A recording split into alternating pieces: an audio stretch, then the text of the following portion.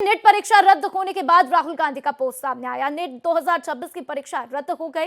साथ ही आगे उन्होंने कहा कि 22 लाख से ज्यादा छात्रों की मेहनत सपनों को कुचला गया। तो देखिए, ये एक सिर्फ नाकामी नहीं है, युवाओं के भविष्य के साथ अपराध है। तो राहुल गांधी ने एक्स पर पोस्ट किया, तमाम बातें कहते हुए नजर आए हैं। राहुल गांधी ने कहा कि हर बार पेपर माफिया बच निकलते हैं, तो सिर्फ ईमानदार छात्र सजा भुगतते हैं और अब लाखों छात्र फिर से आर्थिक बोझ और अनिश्चितता झेलते हुए नजर आएंगे। तो उन्होंने आगे कहा कि प्रधानमंत्री का तथाकथित अमृतकाल देश के लिए विषकाल साबित हो रहा है। तो देखिए, राहुल गांधी ने इसके पहले भी सवाल उठाए थे, उनकी तरफ से सीबीआई जांच की मांग भी की गई थी और आज ये जानकारी आते हुए कि किस तरीके से सीबीआई जांच की जा रही है, सीबीआई को ये जांच सौंप दी गई है। तो 8 मई से कुछ ऐसी बातें, ऐसी जानकारियां सामने आते हुए कि एनटीए पेपर लीक के मामले में कुछ बातें हैं, कुछ हेराफेरी हुई है और उसके बाद से आज फाइनल फैसला निकलकर सामने आता है जब एनटीए इस बात की जानकारी एक्सपोज करके देता है कि नेट परीक्षा रद्द कर दी गई है। तो देखिए किस तरीके से ये तमाम जानकारियां सामने आ रही हैं और एक एक करके भारत एक्सप्रेस आपके साथ इन जानकारियों को साझा करता हुआ। तो देखिए, अगर हम 2020 की भी बात करें तो एनटीए की तरफ से जेईई मेंस की परीक्षा करवाई गई थी, नेट यूजी 2020 की परीक्षा करवाई गई थी और उस बार भी देखा गया कि किस तरीके से एक बच्चे के मार्कशीट में सिर्फ 6 नंबर्स दिए गए थे, लेकिन बच्चे ने जब सुसाइड कर लिया, उसके ओमार शीट को मिलाया गया तो 590 नंबर्स निकलकर सामने आए थे। तो कई लापरवाही जो है एनटीए की तरफ से हुई है और ऐसे में एनटीए की तरफ से क्या कुछ सफाई दी जाएगी ये देखना होगा। हालांकि एनटीए ने कह दिया है साफ साफ कि हम पूरा सहयोग करेंगे, जिस भी तरीके से जांच में हमें सहयोग करना होगा, जो भी सवाल पूछे जाएंगे हम इसमें पूरा सहयोग करते हुए नजर आएंगे। लेकिन सबसे बड़ा सवाल यह है कि उन 23 लाख बच्चों का क्या, जिनके भविष्य के साथ खिलवाड़ होता हुआ नजर आ रहा है। तो इस खबर पर ज्यादा जानकारी के लिए मेरे साथ राजीव तिवारी दिल्ली से जुड़ चुके हैं, अभिषेक पांडे मुंबई से मेरे साथ जुड़ चुके हैं और साथ ही आशुतोष भी मेरे साथ पटना से जुड़ चुके हैं और नतांश हमारे साथ जयपुर से बने हुए हैं। तो चलिए सीधा हम सभी का रुख करते हैं। सबसे पहले जयपुर का ही रुख करेंगे। नतांश, क्या कुछ जानकारी आ रही है, क्योंकि देखिए इसके तार जो है सबसे ज्यादा राजस्थान से जुड़े हुए हैं, अन्य कौन कौन से राज्यों से इसके तार जुड़े हुए हैं, तमाम अपडेट्स आपसे। जी हाँ, मैं आपको बताना चाहूंगा कि राजस्थान जो इसका एपिसेंटर था और यहाँ पर सीकर में ये सबसे पहले जो क्वेश्चन बैंक था वो प्रोवाइड किया गया और उसके बाद जो पेपर लीक था सीकर के एक कोचिंग संचालक के पास पहुंचता है और वो जो पीजी संचालक था, माफ कीजिएगा, पीजी संचालक के पास पहुंचता है, वो शिकायत दर्ज करता है, फिर एनटीए तक इसकी शिकायत जाती है। एनटीए इस शिकायत को एसएचजी में ट्रांसफर करती है, स्पेशल ऑपरेशन ग्रुप जो है राजस्थान का, वहां तक ये शिकायत ट्रांसफर होती है और उसके बाद इसको इन्वेस्टिगेट किया जाता है। 15 लोगों को हिरासत में लिया जाता है, उनसे पूछताछ होती है और उनकी जो पूछताछ होती है तब जो खुलासे हुए वो हैरान करने वाले, चौंकाने वाले खुलासे थे, जो जिस तरीके से मेजरली जितने भी क्वेश्चन थे वो सारे सिंक कर रहे थे जो रियल पेपर था उसके साथ। और उसके बाद ये समझ में आया कि किस तरीके से सीकर, चूरू, झुंझुनू, जो पूरा शेखावटी बेल्ट है, जो कोचिंग हब है दूसरा राजस्थान का कोटा के बाद में, वहां पे तमाम जितने भी छात्र थे सब तक ये पेपर पहुंचा और उसके बाद अब इसको मजबूरी में सरकार की कहीं ना कहीं बहुत बड़ी कमी रही कि किस तरीके से पेपर लीक हो गया और उसके बाद अब उसको रद्द किया गया। बिल्कुल, ये बहुत बड़ी नाकामी है नतांश, देखिए सरकार के लिए और शिक्षा मंत्रालय के लिए। लेकिन अब देखिए छात्रों के क्या कुछ रिएक्शंस आ रहे हैं वो भी बेहद जरूरी है, क्योंकि जाहिर सी बात है कि उनमें आक्रोश है। आशुतोष हमारे साथ पटना से लगातार बने हुए हैं। आशुतोष, पटना में क्या कुछ छात्रों का रिएक्शन देखने को मिल रहा है? क्या इसके तार पटना से भी जुड़े हुए हैं, बिहार से भी जुड़े हुए हैं, क्या इस तरीके की जानकारी? देखिए, बिहार के छात्र भी अन्य राज्यों के छात्रों की तरह हताश और निराश हैं। उन्हें लग रहा है कि लगातार हम मेहनत करते हैं और मेरी मेहनत पे पानी फिर जाता है और इस अंदाज में परेशानियां सामने आ जाती है, तो एक निराशा का भाव है। जहां तक बिहार से तार जुड़ने की बात करें तो 2 मई की शाम नालंदा के पावापुरी इलाके में अचानक से चेकिंग अभियान के दौरान 2 गाड़ियां पकड़ी जाती है, जिसमें 3 लोग पकड़े जाते हैं। बिल्कुल, आपको रोकना चाहेंगे आशुतोष, इसी बीच छात्रों की प्रतिक्रियाएं सामने आ रही हैं, क्या कुछ कह रहे हैं, सुनवा देते हैं। कार्रवाई हो और आम छात्र को न्याय मिले। भारतीय राष्ट्रीय छात्र संघ एनएसयूआई हमेशा आम छात्रों के फेवर में, आम छात्रों के लिए सड़कों पे काम करती है और हमारी बिल्कुल पूरी तरह से मांग है कि जो सीबीआई जो जांच हो रही है ये बिल्कुल निष्पक्ष होनी चाहिए। इसके अंदर जो भी इन्वॉल्व लोग हैं उन पे कड़ी से कड़ी कार्रवाई होनी चाहिए। जिस प्रकार छात्र है वो अपनी मेहनत के दम पे कहीं ना कहीं जाके दूसरे शहरों में एग्जाम दे के आता है, जैसे ही वो एग्जाम सेंटर से बाहर निकलता है, बस में बैठता है, बस में वो न्यूज देखता है कि पेपर आउट हुआ है। ये कहीं ना कहीं निराधार है, आम छात्र के साथ अन्याय हो रहा है। तो देखिए किस तरीके से तमाम प्रतिक्रियाएं भी निकलकर सामने आ रही हैं और जाहिर सी बात है छात्रों में आक्रोश, उनका गुस्सा, और वो हम सड़कों पर लगातार देख रहे हैं किस तरीके से प्रदर्शन कर रखे गए। मेरे साथ आशुतोष लगातार बने हुए हैं। आशुतोष, आप अपनी बात कह रहे थे, अपनी बात पूरी कीजिए। देखिए, 2 मई की शाम अचानक से चेकिंग अभियान के दौरान नालंदा के पावापुरी में 3 लोगों की गिरफ्तारी हुई और उस गिरफ्तारी में एक एमबीबीएस के छात्र अवधेश की गिरफ्तारी हुई। उसके मोबाइल फोन और अन्य कागजात के आधार पर पुलिस ये तय की कि ये सॉल्वर गैंग है, यानी प्रतियोगिता परीक्षा में क्वेश्चन पेपर सॉल्व करने का काम करता है। इसी आधार पर छापेमारी की गई और टोटल 7 लोगों की गिरफ्तारी हुई। हालांकि ये गिरफ्तारी 2 मई को हुई थी, परीक्षा से कनेक्शन था, लेकिन जैसे ही केंद्र बिंदु राजस्थान हुआ उसके बाद इस जांच का दायरा को और बढ़ा दिया गया है और अब नालंदा पुलिस रिमांड पर लेकर एक बार फिर से पूछताछ करना चाहती है, क्योंकि यह पूरा नेक्सस जो है वो पूरे देश भर में काम करता है और कहीं भी एक केंद्र बिंदु होता है। 2024 को याद कीजिए, 2024 में केंद्र बिंदु बिहार और झारखंड था, लेकिन पूरे देश में इसकी जांच हुई थी। उसी तरह से इस बार राजस्थान केंद्र बिंदु है और कहां इसका कनेक्शन है, किन किन राज्यों से तार जुड़े हैं,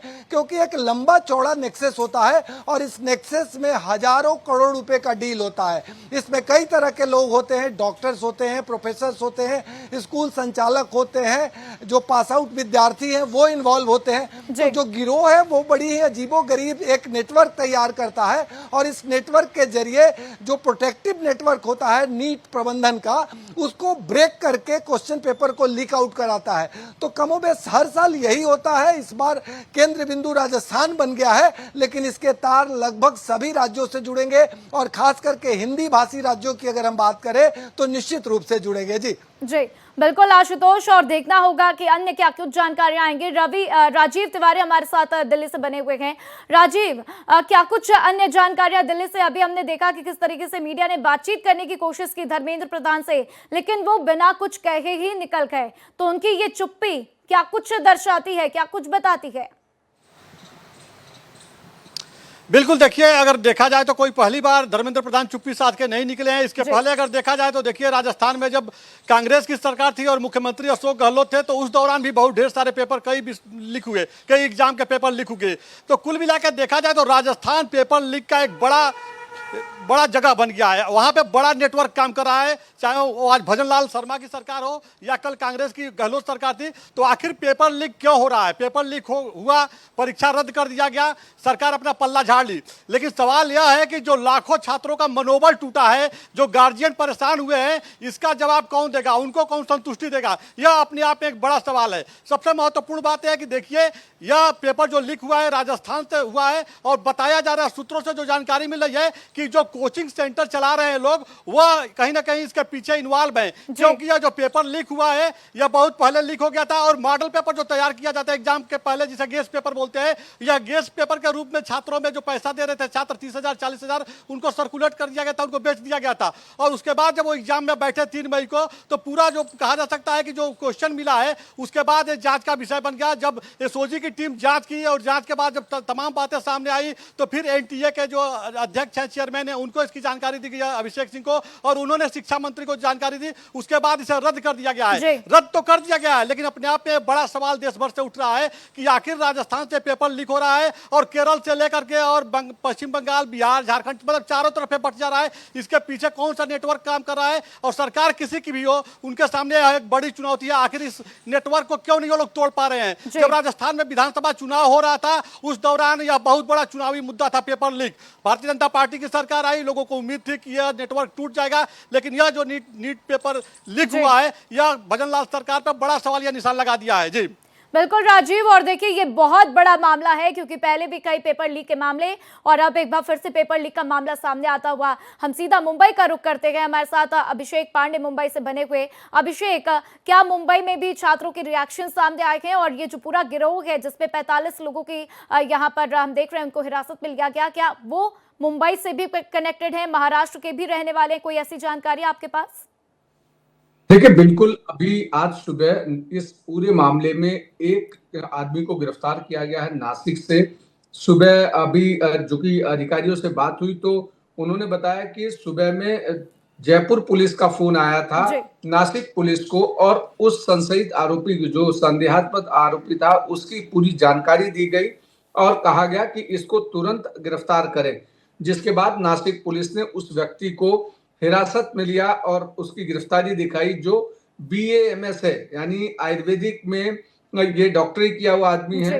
इसका एक जो है काउंसिल चलाता है हेल्थ को लेकर के और उसकी गिरफ्तारी हुई है। उसके पास से बहुत सारे ऐसे डॉक्यूमेंट्स रिलीज हुए हैं जो कि पुलिस के लिए काफी सहयोग पूर्ण हो सकते हैं। खास करके ये नीट की परीक्षा का पेपर जो है वो प्रिंट हुआ था नासिक से और नासिक से प्रिंट होकर के ये नॉर्थ में गया था हरियाणा के आसपास और वहां से ये जयपुर की तरफ गया। तो निश्चित तौर पर ये पूरा नेक्सस होता है और इसमें सिर्फ और सिर्फ कोचिंग इंस्टीट्यूट्स या सॉल्वर गैंग नहीं होता, इसमें कहीं न कहीं उस सिस्टम से जुड़े अधिकारी कर्मचारी भी हो सकते हैं। इसमें कई बार पॉलिटिशियंस के भी नाम आते हैं, कई बार अभी अशोक गहलोत को ही हम दिखा रहे थे कि कई बार रसूखदार पॉलिटिशियंस के भी नाम आते हैं, जिसके भी नाम हो। लेकिन सवाल ये है बिल्कुल कि अभिषेक, और देखिए देखता होगा कि किन किन के नाम इसमें निकलकर सामने आते हैं। राजीव मेरे साथ लगातार दिल्ली से बने हुए हैं। राजीव, दिल्ली में पीएमओ में हाई लेवल बैठक जारी है, कौन कौन इसमें मौजूद है, एनटीए के कौन कौन से अधिकारी वहां पर पहुंचे हुए हैं, क्या कुछ जानकारी इसको लेकर? बिल्कुल, देखिए जब नीट पेपर लीक रद्द होने का मामला सामने आया उसके बाद से ही कहा जा सकता है कि पूरा जो सरकारी जो एजेंसी है वो पूरी तरह से एक्टिव हो गई। प्रधानमंत्री कार्यालय में इसको लेकर बैठक भी हुई कि आने वाले समय में कैसे इसको रोका जाए, क्योंकि यह कोई सामान्य बात नहीं है। क्यों, देखिए इस समय डबल इंजन की सरकार है। जब राजस्थान में जब चुनाव हो रहे थे उस दौरान भारतीय जनता पार्टी ने खुद प्रधानमंत्री नरेंद्र मोदी ने रोड शो किया था और उन्होंने इसको बहुत जोरदार तरीके से उठाया था कि पेपर लीक मामले को हम यहाँ पर रोक देंगे, लेकिन यह नहीं हो पाया है। सामने जो बातें आई हैं उसको लेकर के यहाँ पर कहा जा सकता है कि यहाँ पर शिक्षा मंत्रालय के अधिकारी मौजूद हैं, जो नेशनल टेस्टिंग एजेंसी जो परीक्षा कराती है इसके अध्यक्ष मौजूद हैं। सभी लोगों से विचार विमर्श किया जा रहा है कि आने वाले समय में कैसे इसको रोका जाए, क्योंकि जो जानकारी मिल रही है जो जहाँ पे पेपर प्रिंट हुआ है और जो पेपर प्रिंट कराने के लिए जो वहाँ पे मौजूद लोग हैं जो पेपर सेट किए हैं, यह दो ऐसे बिंदु है जहाँ से पेपर लीक हुआ है। अब बिल्कुल राजीव, और इस पर देखना होगा कि क्या कुछ अन्य जानकारियां आएंगी। नतांश के पास चलते हैं। नतांश, जो लड़का है वो चूरू का है, जो केरल के एक कॉलेज का पढ़ने वाला बताया जा रहा है, जैसी जानकारी आई कि उसने सीकर में बैठे अपने दोस्त को वो गैस पेपर भेजा था। तो वो गैस पेपर आखिर उसके हाथ कैसे लगा, किसने उसको दिया, इसको लेकर क्या कुछ जानकारियां? जी हाँ, मैं आपको बताना चाहूंगा कि ये जो पूरा मॉड्यूल था वो सीकर में चूरू का रहने वाला एक स्टूडेंट है जो MBBS की पढ़ाई कर रहा था वहाँ पे। उसने सबसे पहले उसको ये पेपर उसने फॉरवर्ड किया सीकर के अपने फ्रेंड को, और उसके अंदर बकायदा जब उसने फॉरवर्ड किया था तो उसके ऊपर ये भी लिखा हुआ रहा था कि forwarded many times. Forwarded many times मतलब ये पेपर ना सिर्फ उसके सीकर के दोस्त के पास बल्कि और भी कई जगह ये पेपर पहुंचा था। और यही वजह है कि इसको रद्द करना पड़ा सरकार को। और इसके अंदर एक और खास बात ये सामने आ रही है कि ये जो पेपर है, सबसे पहले इन्फॉर्मेशन हमको मिल रही थी कि 3 मई को पेपर हुआ था और 1 मई के आसपास ये पेपर उपलब्ध हो गया था स्पीकर में, पर ये नहीं। इसके साथ जो इन्फॉर्मेशन सूत्र हमारे एसओजी में है उन्होंने बताया कि ये पेपर करीब 1 हफ्ते पहले ही वहां पर डिस्ट्रीब्यूट हो गया था। और ये सभी जगह जितने भी छात्र हैं वहां पर सीकर में जो कोचिंग कर रहे हैं और लगभग सभी छात्रों तक ये पहुंचा था। और ऐसे ही एक पीजी संचालक के पास ये पहुंचता है। पीजी संचालक को जब ये पता पड़ता है कि जो एग्जाम कंडक्ट हो गया और उसका बिल्कुल, और देखिए अब जिस तरीके से इस एग्जाम को रद्द किया गया है, क्या कुछ नई तारीख होगी इसका तो सभी को इंतजार है। लेकिन आशुतोष, बिहार से भी इसके तार कहीं ना कहीं जुड़े हुए हैं जिस तरीके से आप बता रहे थे, और ये भी जानकारी है कि 60 लाख रुपए में कोई डील सेट हुई थी, क्या वो डील है, इसको लेकर क्या कुछ जानकारियां?